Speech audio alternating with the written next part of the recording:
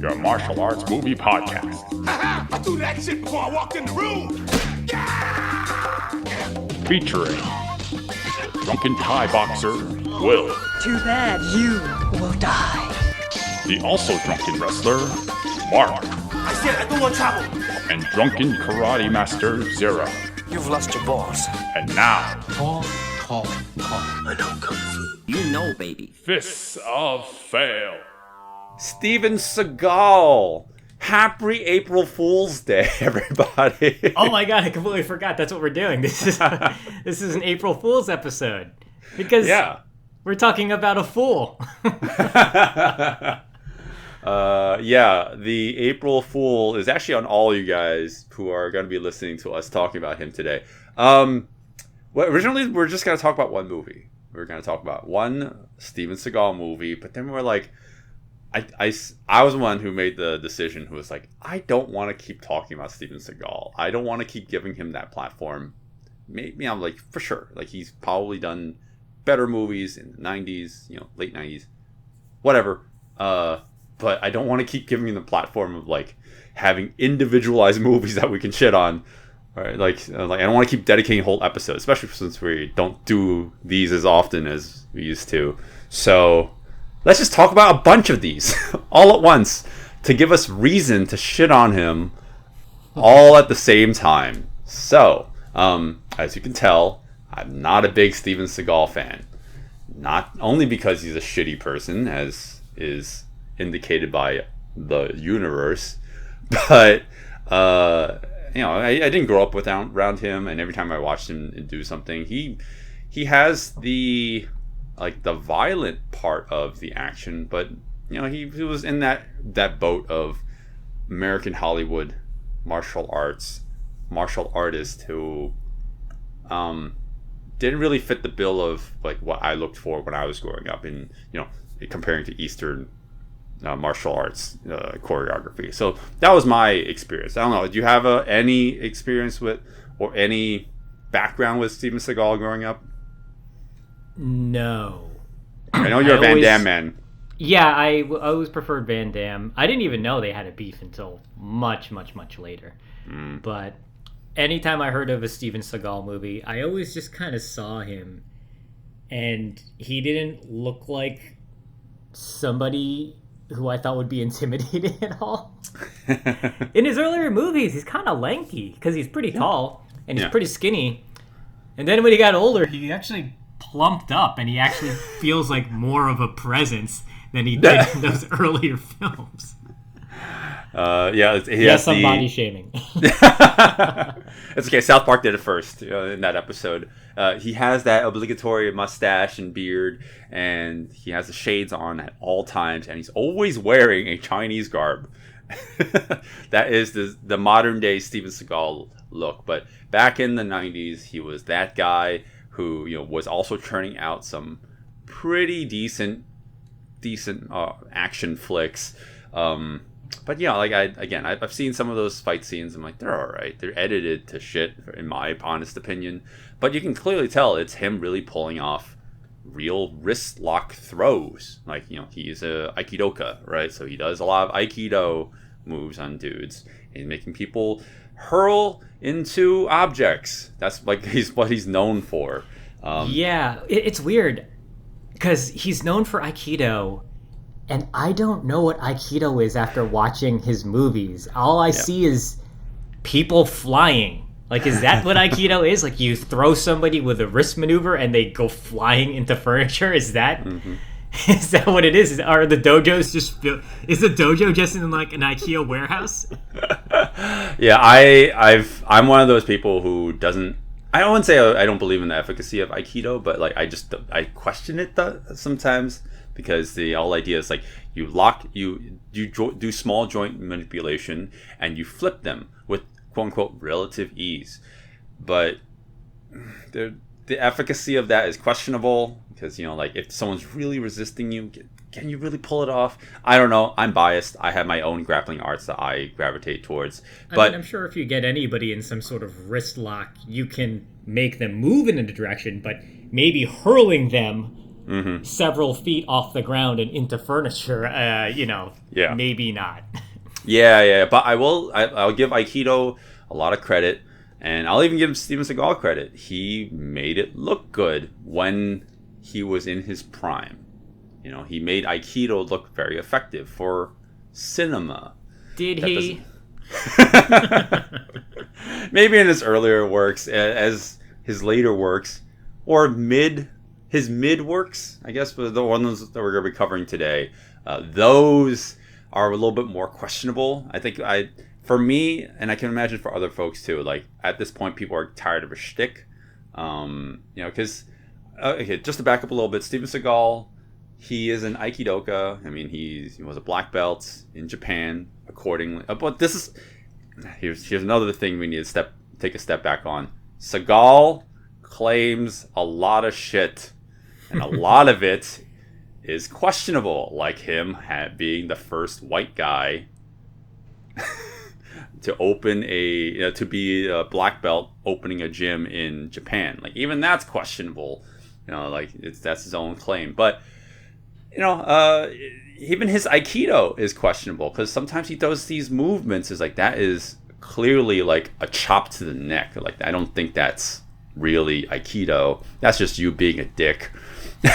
And that's another thing we're going to mention. He is notorious for really hurting stunt people. And we might echo that in some of the movies that we're going to cover today, because especially one particular movie where we have so many witness accounts of Steven Seagal being extremely hard to work with. Yeah, so we're talking about 3 separate movies, and we can easily dive into the de-evolution of the beginning of Steven Seagal's career. And that's why we're choosing these 3. That's what I was thinking this whole time. So, when we came up with this little project, I watched Half Past Dead first. Mm-hmm. And I thought, this is kind of a weird one. I think it might be funny to talk about. And then, just to reiterate, you went into the rabbit hole of looking into more Steven Seagal movies. I tried to watch a few more, and I was falling asleep during all of them. So with Steven Seagal's later, even current movies, a lot of people say they're fucking horrible and they're fun to laugh at. But I tried a few, and I was bored to tears. I couldn't do it by myself. I needed you here with alcohol, edibles, and I just didn't have that option. So we settled on these 3. Yeah, and it's interesting because it's still 20 years ago. Exit Wounds is 2001. Mm-hmm. It feels like he's still, I don't know, a person at this time, because he's still in the Hollywood system. But at this point, I think what's happening is his star is fading, and so they're trying to team him up with people who want to get into acting, the Hollywood industry. So we got Steven Seagal and DMX. We have Steven Seagal. This is what would you say? This is like his hip hop. His urban. Oh my God, yeah. Period. Oh man, that's another thing about him I've noticed is he goes through these waves where he's like, I'm culturally in tune with my Cherokee heritage. I'm in tune with my brothers. I'm in tune with the Russians. He goes through these waves. He's a little too in tune with the Russians now. Yeah, exactly. He's Putin's little lapdog right now. But that's not the point we're trying to make here. This is that period where it's you can easily see as time, as the years progress, he just gets deeper and deeper. Oh no, not deeper. He gets further away from the Hollywood system, to the point where, so we covered. You talked about 2 movies. You have Exit Wounds, then it was Half Past Dead, and lastly is Out for a Kill. Out for a Kill is the first movie he created, I think, one of 2 movies that he created under his own production studio. Yep. So, you can see he goes from Hollywood system to fuck Hollywood, as in no one will fucking hire me anymore, and I'm gonna make my own production studio. Mm-hmm. So that's what we got today. That's why I want to talk about these 3 particular movies, but also I don't know if we covering Half Past Dead would have been enough, like for a full episode, maybe. It probably could have been, but I think talking about these other 3 movies will be interesting, like you said, to see how he kind of just devolves, like what happened there. Yeah. So, Exit Wounds is... It's weird. It opens up with a vice president talking about gun control. And I thought, wait, is this movie taking place in 2024? And it's taking place in 2001. And it's just so sad how we have not made any progress at all with the shooting of innocent people. But yeah, whatever, because the movie opens up with, hey, that person is against guns. Well, let's try to kill him by shooting him with guns. And that's what happens. The vice president gets attacked in a bridge action sequence where people on motorcycles are crashing into each other and running over other stuntmen. It looks like the real stuntmen, so it's actually pretty well orchestrated. I'll say, like, some of the vehicular stuff in this is actually pretty good. Yeah. This is directed by Andrzej Oh, I'm not even going to try to pronounce his name. Bartkowiak. He did Cradle to the Grave and Romeo Must Die. 2 episodes we love together because they're Jet Li's worst episodes. And that was fun to talk about because they weren't good Jet Li episodes. But I do recall that I liked the chase scenes in Cradle to the Grave. I thought the guy knows how to direct, or at least the second unit knows how to direct the chase scene, and in this, at least, like, his second unit knows how to do vehicular action, at least. That's very true. Well, okay, to take a step back, Exit Wounds is that movie that is that high-budget Steven Seagal movie that I think that was the last one he did. Everything else has been kind of like VOD, like straight to video kind of, thing. So to see him here is like, I wouldn't say the movie's great, but it's the closest we get to, what you expect from a summer blockbuster kind of thing. It's higher budget. It's not a great movie, but it's, in a way, I'd even say it's passable, I guess. I don't know. I wouldn't say I enjoyed the movie, but it's not a bad movie, right? As an action film, it's fine. Yeah. The problem is it's just so bland. Yeah. I'll give you that. It's like it's a buddy cop movie, but he gets along with his partner. It's so strange. Like, why does he get along with his partner? Why aren't they butting heads? Like, yeah. So DMX is in this movie. It feels like DMX should have been his partner, and they should have been butting heads, and then it should have become a buddy cop where it's like, oh, I learn from you, you learn from me. At the end, we come together. But in reality, I don't know, like, he just has no interference when it comes to anything. I feel like it just kind of goes with emotions. Yes, like there's potentially crooked cops in this film that he's kind of infiltrating, but he always is just at the right place at the right time when people are going to break out into a firefight. Sure. Yeah. I think you said it off mic that you texted me. It was like, where is the story going? It's like kind of meandering. I'm like, hey, it kind of does. It kind of does meander all over the place, and Steven Seagal just conveniently there. He's just like driving his car around, and he's like, "What?" Yeah. And then something's happening. And then he's inside, and it's like, "Oh my god, the janitor's tied up." All right, well, I guess I'm in this. Yeah.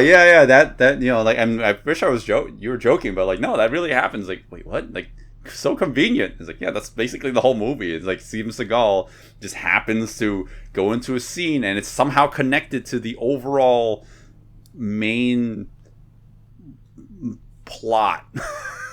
There's a heroin plot. Yeah. DMX is trying to. What's he trying to do? Is he trying to He's sell trying to heroin? Heroin? I mean, it's revealed later on. Oh, it's whatever. He has a brother. He has a brother who's trying to save, to get out of prison. But there's a even bigger reveal about DMX that we find out later too. And also Eva Mendes in the movie.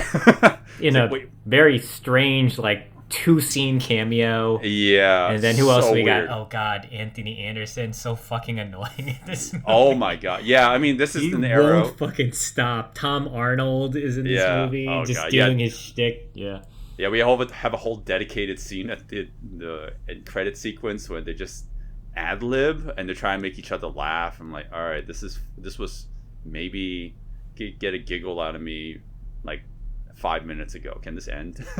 Oh, it goes on. Yeah, and this is like the era where Anthony Anderson was still like generic 2000s, quippy black guy. Like now he's a serious actor, but Of course, yeah. this is like back then. It's like, all right, say the things that Yeah, they white just people wanted wanna him to hear. be loud and obnoxious. Yeah. And I mean, if that was a direction, he nailed it. But I fucking hated every time he was on screen because he's just so annoying. Yeah. So let's talk about the story super quick. You kind of mentioned it. Steven Seagal is a unhinged cop who gets transferred to another precinct, and it turns out, I mean, I'm really fast forwarding a lot of it. It turns out there's a lot of crooked cops in this division, and that's really it. That's the whole story, really. And that's you're just kind of along with Steven Seagal. He's not even trying to solve a crime. It just so happens that he's just in one room after another, and the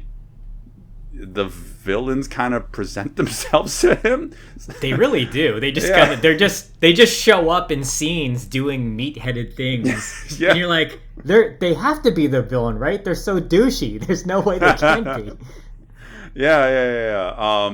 But I wanted to say that this movie, you can tell that you can just visibly see how upset he is. He is. What do you mean? Yeah, like just look at his face. He just looks unhappy the entire time. And that's not acting. That is just him not being happy on set. And if you've watched any of the behind the scenes or like all the interviews after the fact of all the actors, Tom Arnold, Anthony Anderson, Isaiah Washington, who is Steven Seagal's partner in the movie, and DMX, friggin' everybody was like, yo, Steven Seagal sucks. He was so hard to work with. I think the only one who didn't say that was Tom Arnold, but I think it's because he was being extremely sarcastic. He said that there was like one scene where it's like Steven Seagal was trying to open a door to like leave the set because they were rehearsing, but he was like doing it with a lot of like sass, his Steven Seagal temper tantrum, and he opened the door, and no one wanted to tell him that door doesn't go anywhere. It goes into the ocean. So Steven Seagal opened the door and fell into the ocean. And people were like, oh, well, yeah, that's what happens. Anyways, this movie, you can just tell that Steven Seagal is just not happy. Like he has a frown on his face at all times. And I don't think that's him That's his playing character, Will. I don't think that. I legitimately think he's unhappy because Steven Seagal's character is vulnerable, like physically vulnerable at times. He isn't always kicking ass, and no one's is literally jerking him off and giving him compliments and telling him that he is the greatest every second of the movie. Compare that to all his other movies, where he's just like a god. He started to get this weird thing in his head where he was so good and sought after by all the organizations, all the letters of the alphabet wanted Steven Seagal.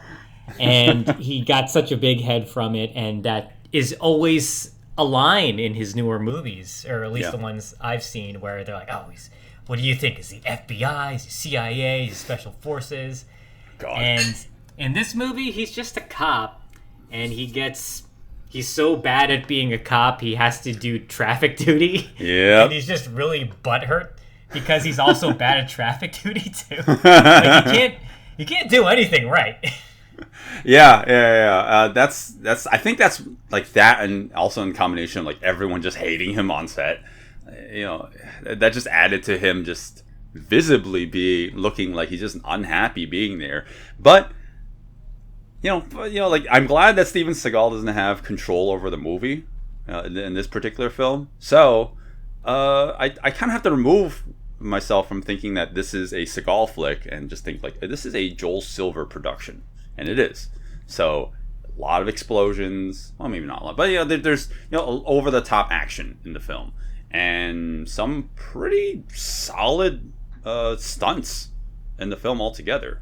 But anyways, you know what? We could talk more about that when we get to the Patreon section, because that's how we do.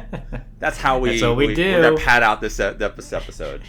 That's my little tiny part. Talking about the general side of this movie. Anything else you want to talk about? Because we can with exit wounds. Exit wounds, generally speaking. Generally speaking, not really. Yeah, I mean it's just funny because Michael Jai White is there, and the whole time I kept thinking like, what is he doing in this movie? He's like he's sporadically in scenes to just say a few lines and just have his shirt be off, and then you're like, oh, that's what he's doing in this movie. I hope he kills Steven Seagal.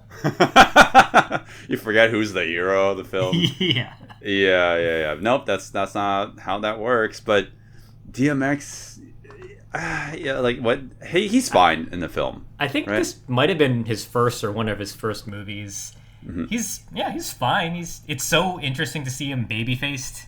Oh yeah. So young at this point. Mm-hmm. He doesn't really have a character. I feel like he's just being himself, but that's fine too. I don't think he knows really how to act. I feel like he's did much better in some older movies. Some older movies down the line that he did, but here it's just like, yeah, he's just character, trying to deal with drugs and getting his brother out, and then trying to fight Steven Seagal in a few fight scenes. And I feel Steven Seagal was like, I don't want to lose to this guy. I'm a martial artist. No, so it's gonna be a draw. Yeah, and DMX is just like, I don't want to act as this motherfucker ever again, and he didn't. He's like, yeah, fuck this guy. So that's basically exit wounds in on a Cliff Notes standpoint. This was his last movie on the Hollywood system. I mean, that's not true. Like you see, sometimes he kind of shows up in other films with like more, I'd say like C to B listers, but never to the scale again, I've noticed. So Steven Seagal in this movie worked with DMX, a rapper, and DMX, as you said, didn't want to work with him again. So what person would they pair him up with next? What sucker would not know that they would have to team up with Steven Seagal on a movie? Well, would be Ja Rule. Ja Rule. Oh my God. He made so many bad decisions at this time. I think he turned down the Fast and Furious franchise at some point. So he was in the first one, and I think he turned down the sequels. So they replaced him with Ludacris, who has been in the rest of them all the way to 10. So there you go. He missed that opportunity. He missed. He freaking gambled on the wrong horse. Like, never gamble on Steven Seagal. He's never bet me money on that. Half Past Dead. We're gonna go to the Half Past Dead 10. Oh God. He's like, it's gonna be a franchise. The namesake of the movie is based on this one particular scene in the film where the best scene in the movie. Yeah. Oh, God, it's because Steven Seagal dies. Yes, technically. He literally dies. But then he comes back to life and everyone's heart is broken. Well, Steven Seagal is so amazing that he can come back to life after being 22 minutes dead, maybe being shot in the back, I guess. I don't know. He gets shot and he goes into a coma. He's dead for 22 minutes, comes back, and he's so great, he doesn't suffer brain damage. Or maybe he don't does. Know that. Oh, yeah, I think he did. True. Yeah. Yeah, but that's how awesome Steven Seagal is. This whole movie is just a brain aneurysm going on in his mind. He's like combining things that he watched recently. He's like, oh, I really like the outfits of the Matrix, and I really like the movie The Rock. So how about we just like combine those two, and then how about we get some, I don't know, like Chinese fight choreographers in here to handle the martial arts, and it's just like a weird mess. Yeah. Oh God. And this is that era where Steven Seagal's like, I gotta be hip with the brothers So he's still Yeah. very with brothers. freaking, we need to have that obligatory scene where Ja Rule tells Steven Seagal how to say "I." Oh my god. That is so important that we need to repeat that twice in the film. I don't even think that goes anywhere. I don't think he I don't think the movie ends with him affirming that he knows how to now say "I." Yeah. But yeah, this what's the story of this? Steven Seagal is okay, let's just say, we won't reveal any twists or turns or whatever. Steven Seagal is a car booster in the film, and he is also buddies with Ja Rule, who is also a criminal, but they all get ambushed by the FBI. They get captured, put into a prison, but it turns out that the prison has gold hidden somewhere. Not the prison. No. So No? there is an inmate in the prison who is going to get executed, and this inmate stole, I believe, 200 million gold bars from the United States government. He never told anybody. So on the day he's going to be executed, some criminals break into the prison in hopes of getting that information out of him. Okay. So the interesting thing about Half Past Dead is this movie can be great sometimes because there's long stretches when you don't have to hang out with Steven Seagal. Yeah, I mean, we have a lot of ancillary characters in the film too. They're not annoying. I'll give the movie that. At least we don't have Anthony Anderson's smack talking, the wisecracking, all that shit. There's maybe two characters that kind of talk smack. They're very confrontational with Ja Rule, but it never goes over the top. Yeah, everybody's at a 5 in this movie. People are just putting their heads down, just working for a paycheck. No one's trying to choose scenery, which I wish this movie did, because it's so off the radar. Yeah, no, it's so the plot is so ridiculous because the infiltration of this prison and the whole mini war I can't call it a war, the battlegrounds that are the prison. It's just so ridiculous what happens because there's just so it just feels like the villains have a terrible plan. They came here, break into prison. That's already a terrible plan. And their getaway is one helicopter, and the helicopter crashes.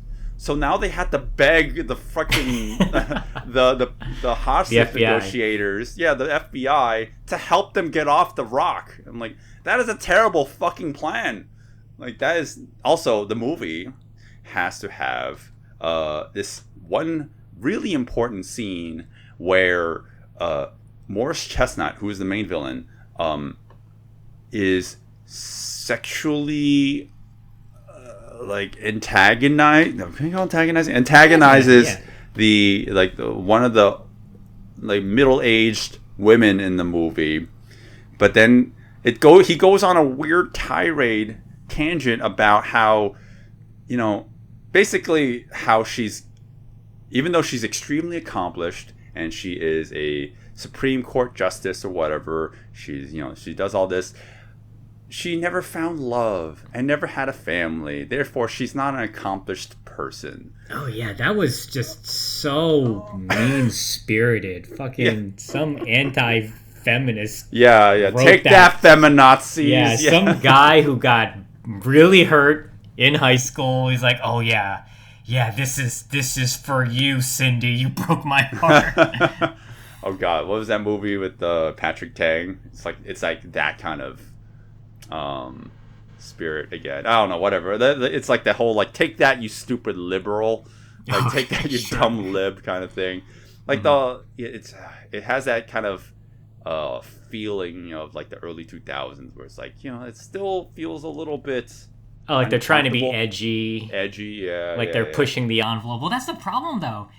That scene is so mean-spirited, but he's kind of sleepwalking through it as well. I don't feel threatened by him. Like, the woman is doing her best to feel very upset from what they're talking about, and he's just like, yeah, you died alone. You're gonna die alone. Yeah, it's pretty bad. And there's like more like Ja Rule, his character. He can, you know, he'll do like a little wolf whistle at the secondhand woman, I guess, who's the second to the main bad guy. The Trinity knockoff. Oh yeah. Oh, that's I don't know why I didn't draw that connection, but yeah, but I'll give her credit. Whoever that actress is, she knows how to kick. And we could talk about that a little bit later too. But Half Past Dead, it's, you know, watching it the first time, I'm like, oh, this is kind of, it's funny, but, you know, to make fun of. But watching a second time, especially after watching all of these, and especially since we're going to talk about Out for a Kill, it's like, it's not that bad. And then we get... It's surprisingly decently put together as a film. Uh-huh. When you watch it, you're just like, oh, this is a movie from beginning to end. Right. And Steven Seagal is in a do-rag.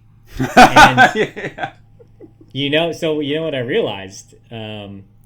He has a do-rag for this whole movie, right? Mm-hmm. And then when you go for when you watch Out for a Kill, the movie that came out the next year later, you can see his terrible hair transplant. And I think Half Past Dead was him hiding it, and he's like, I'm a people of the, not people of the, you know, I roll with the colored people, like in the colored people. He would say it like that too, right? He said it awkwardly as I did. I'd say, like, in comparison, Half Past Dead isn't so bad, because once you watch Out for a Kill, you're like, oh shit, this is where, like, it starts going south.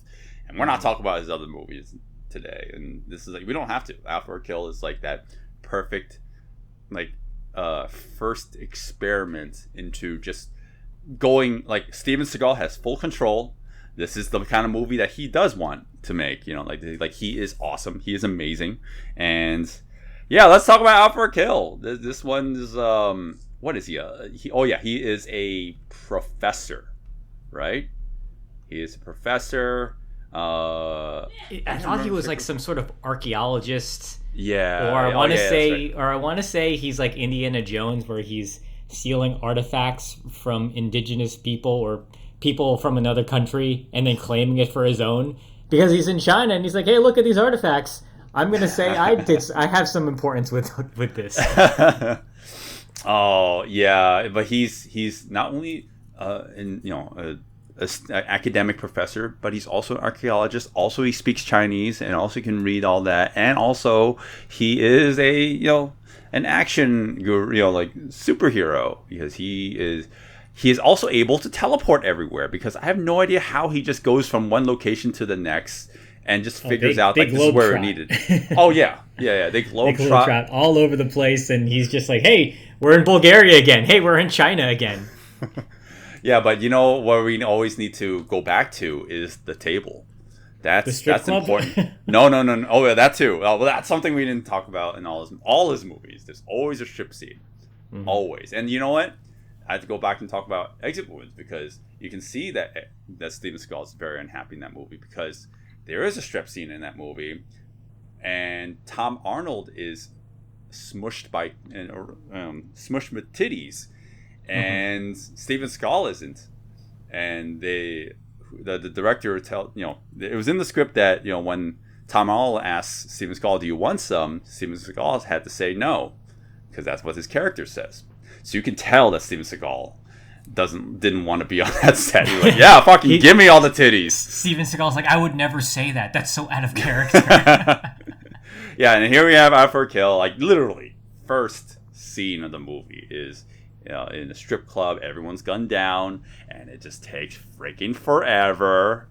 It is the longest scene. Not only is it like it's a shot of these two cops, one of them played by Michelle Go, coming into the place and seeing the carnage, but we need to have insert flashes of what happens when people getting shot up, and it just goes back and forth, and these cops are moving super slow. It's like, all right, we get it, fucking move along. And then when they're done talking, it flashes back to the beginning when everyone's getting shot anyways. So like, why do you need to insert this like in small snippets? Why can't you just play it all out all at once like you were gonna do anyways? But the shootout lasts like 2 minutes. Like, people are getting gunned down, and somehow there's still one person alive at the end of it. They needed to stretch out the runtime because they just didn't have enough material. Yeah. That's kind of how this movie feels. Like, all the globetrotting and, like, going to Bulgaria, Paris, China, and all that. You know, it's like, what is... It just feels like it doesn't have to be in all these different locations. Like, it's just kind of meanders. I think that's the one that meanders the most. It could have took place in one location, yeah, now that you mention it. Mm-hmm. It's interesting because, so in Exit Wounds and in Half Past Dead, you know, he's teaming up with the rappers. He's like, oh yeah, I'm down with the black community.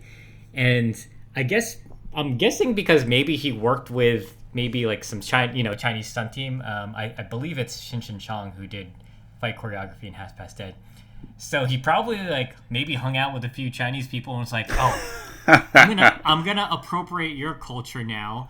And he's like, hey, look, now I'm one with the Chinese people. Because, man, like I feel like he never let go of this one though. I feel like he still wants to be known as this guy who's really connected with Asian culture. Like, that never went away. It's either Asian culture or military fatigues. Yeah. I mean, yeah, that's true. Like everything I see him now in these days, he's always wearing some sort of traditional Chinese garb in some way, like just walking around.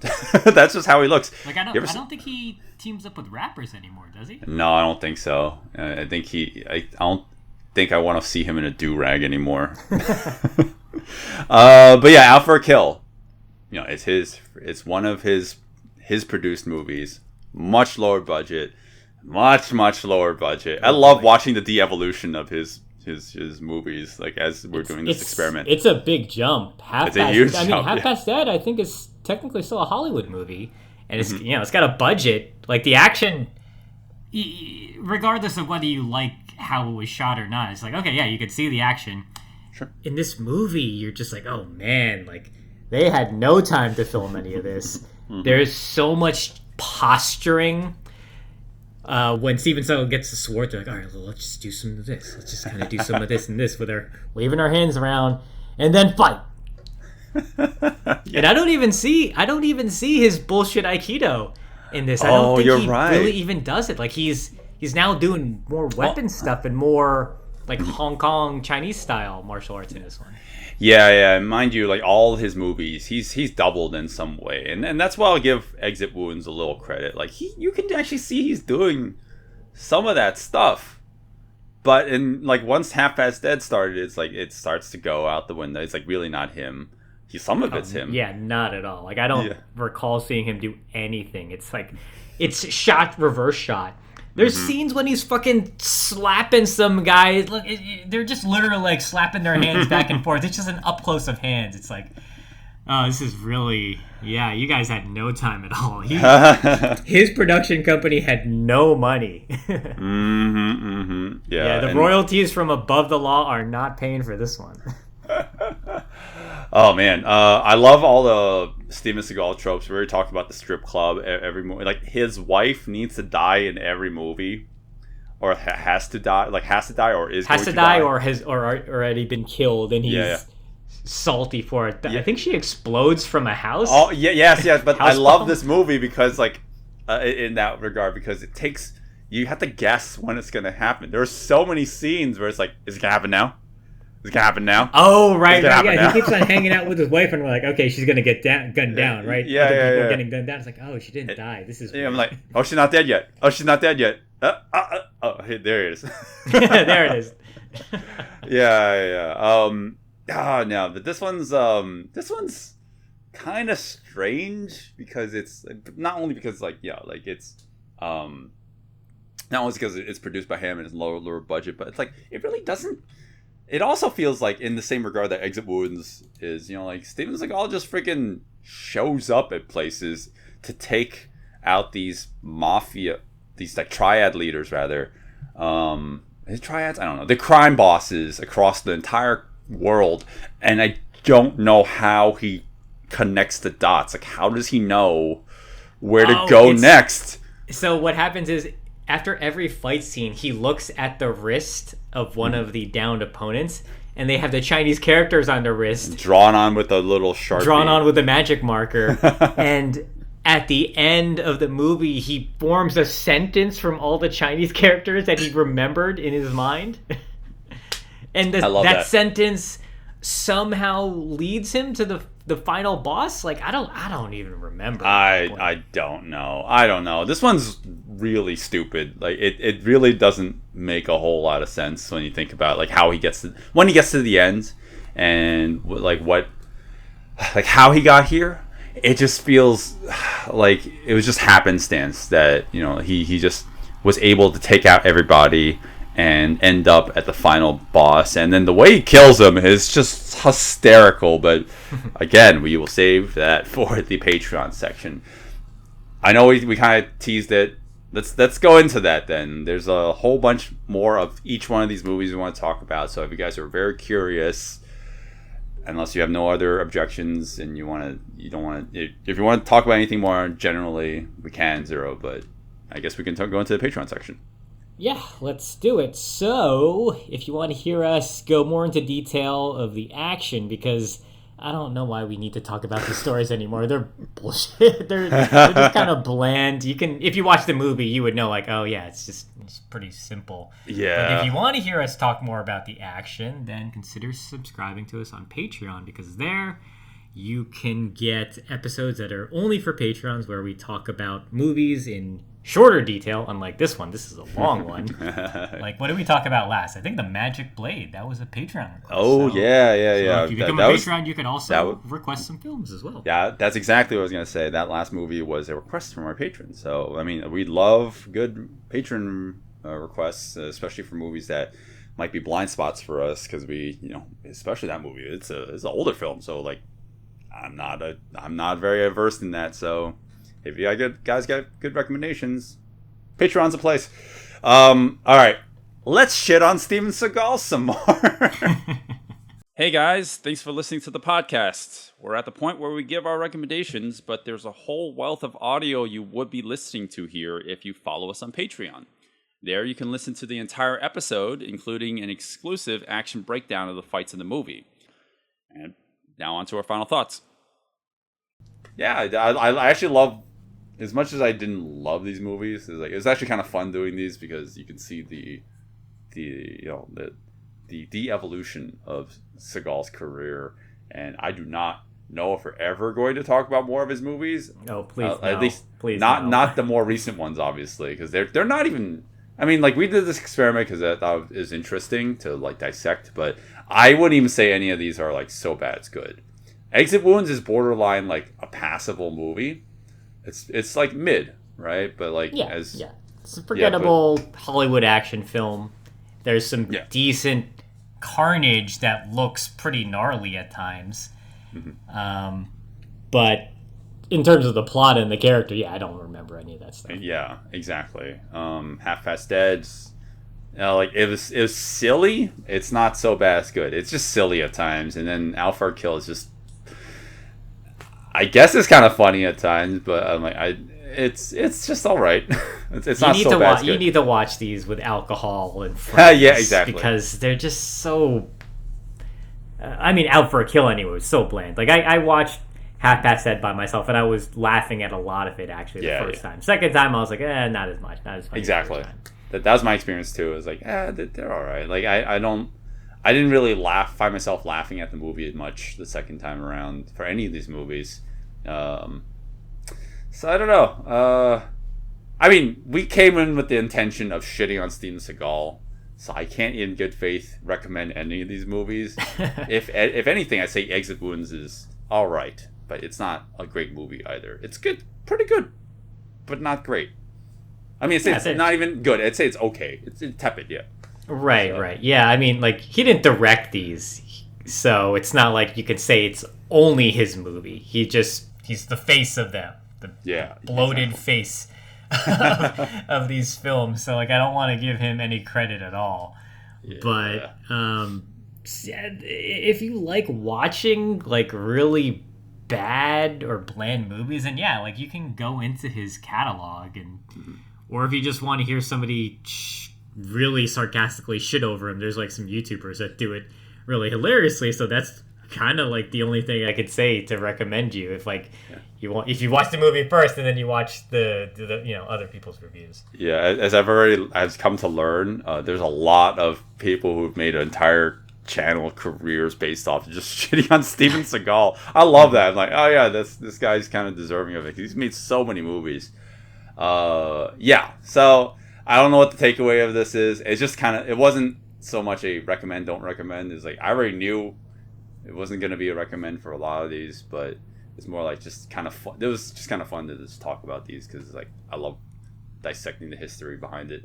But I will say, these movies did look relatively good compared to because we binged Out for Kill, and then we watched the latest Neil Breen movie, and it's like, all right, this makes Out for Kill look like a fucking masterpiece. Holy shit! You mean Cade the Tortured Crossing? Oh my god! I love it. It's gonna appear. It may appear somewhere at the end of the year. Oh my god, that movie has fight scenes in it. Yeah, should we cover that? Holy shit! I don't know. Can you sit through that again? Could you sit through that 90 minutes of hell again? No, that episode is gonna be just me and ChatGPT, like voice, like subbing in for me, like, because I'm not gonna be there for that. I'm like, nope, absolutely not.